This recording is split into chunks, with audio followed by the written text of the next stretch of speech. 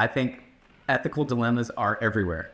I feel like I'm constantly faced with them. So if you don't feel like you're faced with them, I think you maybe are just not looking hard enough. Know what your core values are. Actually write them down. That's what I actually do that. Like if I'm just sitting at my laptop, I don't know. I just like writing down my core values. And that's part of why I think they become really ingrained. And then the decisions that you make in your life should really be framed through those values. For me, it's family, authenticity, and curiosity. So when I'm making decisions about what I could do, career-wise or speaking-wise, I think, is this the best thing for my family? Is this the best way for me to be authentic and honest? And how can I bring my most authentic and honest self?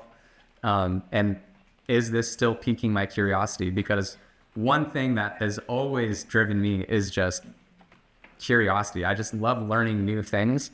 At Stanford, I graduated with 235 units, and you only needed 180 to graduate. And that's why Hulu said that I almost failed out of Stanford, because the units didn't fall into the right bucket. So I almost didn't graduate with even 235 units.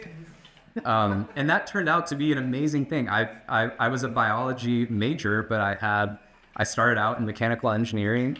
I took a lot of computer science classes, and then I became an entrepreneur where you are utilizing a completely different skill set than that.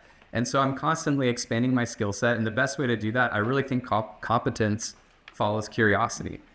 So I literally will write down my core values on a piece of paper, like before a meeting, just kind of out of habit, and just remind myself of what they are and make sure that the things that I'm doing and the way that I'm behaving actually supports those core values. And so that's a small exercise that I think people can do. And then when you feel like those are being compromised somehow, whether it's a work situation, maybe a situation with friends, situation with a professor, you can ask yourself, if what I'm being asked to do, does it compromise these values? And then do something about it and flex that ethical muscle. It needs to be worked out.